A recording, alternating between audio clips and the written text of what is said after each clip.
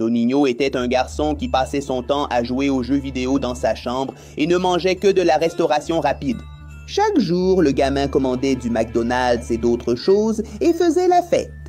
Chaque fois que sa famille lui demandait quelque chose à la maison, Tonino disait qu'il étudiait et qu'il ne pouvait pas, mais en réalité, il était en train de jouer là-bas, à Free Fire et à d'autres jeux.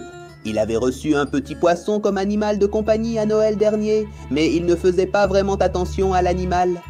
Ses parents mettaient toujours la nourriture pour le poisson et nettoyaient l'aquarium, car leur fils était toujours occupé. Avant que Clonio ne verrouille sa porte, il ne voulait pas que les vieux entrent, tu vois? Alors, chaque fois qu'on lui demandait s'il avait nourri le poisson, il disait que oui. En fait, il jetait des frites au poisson et parfois des restes qui tombaient des sandwichs. Le petit poisson devenait de plus en plus étrange, avec une couleur violette, et il devenait déformé. Jusqu'au jour où, en rentrant de l'école, il a trouvé le petit poisson sans vie. Sans le moindre remords, il a pris l'aquarium et l'a vidé dans les toilettes, a tiré la chasse, l'a rempli d'eau du robinet et l'a remis dans sa chambre, n'est-ce pas? Il a fait comme si de rien n'était et a continué sa vie. La nuit suivante, alors qu'il jouait, il a commandé des esfias. Il a ressenti une étrange nausée. Et, à sa grande surprise, mec, il a vomi le petit poisson, identique à celui qu'il avait tué. Il est tombé directement dans l'aquarium, mec. À ce moment-là, sa mère entre dans la chambre et demande si tout va bien. Il essaie de se reprendre et dit que tout va bien. Après le départ de sa mère, Tonino observe le poisson. Et il est identique à celui qui est mort. Sans rien comprendre, il retourne à sa chaise et demande son goûter. Mais une fois de plus, il régurgite un autre petit poisson. Mon Dieu, maintenant il est effrayé. Il y a deux petits poissons qui nagent dans son aquarium. Il va dans le salon et reste là-bas. Il craint d'être victime d'une malédiction, alors il finit par dormir sur le canapé. Le lendemain, il se réveille, prend son petit déjeuner et vomit 2 poissons dans son assiette. Ses parents voient cela et paniquent. Ils courent chez le médecin pour savoir ce qui se passe avec Tonino, mais après quelques tests, rien d'anormal n'est trouvé chez leur fils. Tonino est resté comme ça pendant des jours et a beaucoup maigri. Il n'arrivait plus à se nourrir. On aurait dit que toute sa vitalité était consacrée à créer un poisson. Jusqu'à ce qu'en une semaine, Tonino s'en aille et que son aquarium soit rempli de poissons, nageant heureux et tranquille. Tard dans la nuit, un garçon dort paisiblement dans son lit, quand soudain, il est réveillé par un bruit étrange. Il pense que c'est un membre de sa famille qui entre dans la chambre, mais quand il regarde bien, il voit que non, et il entend à nouveau le bruit. Mais cette fois, il arrive à percevoir que le bruit vient de sous son lit. Il crie en appelant son père, qui arrive aussitôt dans la chambre pour comprendre la situation. Alors, il dit qu'il y a quelque chose sous son lit et qu'il pense que c'est un monstre venu le chercher. Le père pense que c'est juste dans la tête du garçon, non? Mais, à force d'insister, il finit par se pencher pour regarder. Et il est choqué. Il a vu son fils sous le lit avec un visage effrayé. Le père est sous le choc et ne parvient pas à dire un mot. Le garçon en bas dit « Papa, je suis content que tu sois là. » « Il y a quelque chose sur mon lit ?» Le père regarde à nouveau vers le haut. « Et alors, papa, qu'est-ce qu'il y a là-dessous? Tu as trouvé quelque chose ?» Il ne comprend pas ce qui se passe. Il a pris son fils, qui était sur le lit, a verrouillé la porte et est allé dans la chambre du couple. Le garçon a dormi entre eux en toute sécurité. Le père n'a pas réussi à bien dormir car il a été témoin d'une scène troublante, mon ami. Le lendemain matin, en ouvrant les yeux, il y a une brume rouge qui plane au-dessus de sa chambre. Il se rend compte que son fils n'est déjà plus là. Et quand il se lève, il voit qu'il a une grave blessure à la poitrine. Sa femme, à côté de lui, c'est la même chose. Quelqu'un l'a égorgé brutalement. Il tente de réveiller sa bien-aimée, en vain. Avec beaucoup de difficultés, il va jusqu'à la chambre du garçon et déverrouille la porte. Il voit que le garçon dort sous le lit et le réveille. « Alors, papa, qu'est-ce qu'il y avait sur le lit ?»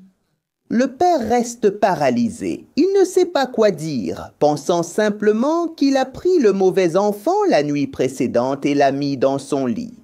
Plus tard, à l'hôpital, on constate qu'un de ses reins a été retiré et que des parties du foie de sa femme aussi. Une enquête a été ouverte pour comprendre ce qui s'est passé dans cette famille, mais c'est tout ce qu'ils ont découvert. Ce n'était que des questions sans réponse. Il n'y avait aucune trace menant les autorités à un auteur. Une situation similaire est survenue à une autre famille de cette ville. Ils ont rapporté qu'une femme et sa mère avaient eu des parties coupées et que l'auteur ressemblait à la fille, âgée de 6 ans. À ce jour, on ignore comment et quand cette chose apparaîtra pour voler des parties de la personne. Brumilda est une professeure de lycée qui enseigne des cours d'anglais. Elle est connue pour être très stricte avec les élèves et appliquer des punitions sévères à ceux qui ne font pas leurs devoirs. Les punitions peuvent être variées, allant du fait de rester debout dans un coin de la salle avec des oreilles d'âne jusqu'à nettoyer les toilettes de l'école avec sa propre brosse à dents. Si tu obtiens une note inférieure à 5 au trimestre, tu seras interdit de sortir de l'école pendant 1 semaine. On t'enferme à la bibliothèque jusqu'à ce que tu aies appris assez et réussi l'examen de rattrapage. En 1997, elle enseignait en terminale quand quelque chose de curieux s'est produit.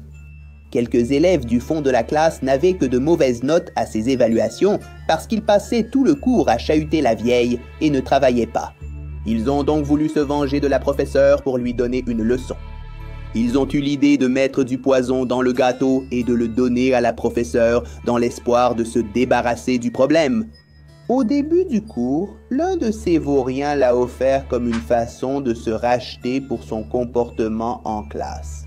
Elle a été surprise par le geste du vaurien et a accepté le gâteau. S'il y avait bien une chose qu'elle adorait, c'était le gâteau. Et il le savait. Plus tard, en salle des professeurs, elle a mangé un morceau. C'était très bon et elle en a mangé un autre. Peu après, elle a commencé à se sentir étrange. Elle est tombée par terre et a commencé à convulser. De la mousse a commencé à sortir de sa bouche et ses yeux sont devenus rouges comme le feu. Les employés de l'école ont vu et ont appelé l'ambulance, qui l'a rapidement emmenée à l'hôpital. Brumilda est restée entre la vie et la mort, essayant de s'accrocher au fragile fil de vie qui la maintenait dans ce monde. Après 2 semaines, elle revient. Mais elle est différente. Sa peau était plus blanche et quand elle passait près des gens, ceux qui étaient proches frissonnaient de froid. Les malfaiteurs sont restés perplexes en la voyant. Ils savaient que ça allait chauffer pour eux. Alors, ils ont pris leur sac à dos et sont sortis en courant pour fuir la salle. Mais soudain, la porte se ferme. Où pensez-vous aller? Aujourd'hui, nous aurons un contrôle surprise. Vous aviez 2 semaines pour étudier pendant mon coma. Les gamins savaient qu'ils allaient se planter à l'examen, alors ils ont juste signé leur nom et rendu la copie, en espérant pouvoir partir rapidement. Mais elle les en a empêchés et ils ont dû attendre la fin de tous.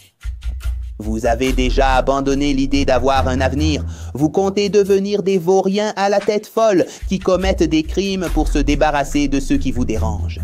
J'ai compris une chose, des gens comme vous n'apprennent que d'une seule façon. Je vais appliquer ma nouvelle méthode d'enseignement qui s'appelle l'apprentissage éternel. Vous resterez ici pour toujours à regarder tous mes cours, à apprendre pendant des années afin qu'un jour vous deveniez de meilleures personnes. Ah! Et ainsi, ils se sont tous figés pendant 1 seconde et sont restés dans cette salle de classe jusqu'à aujourd'hui, regardant encore et encore les cours de la professeure Brumilda.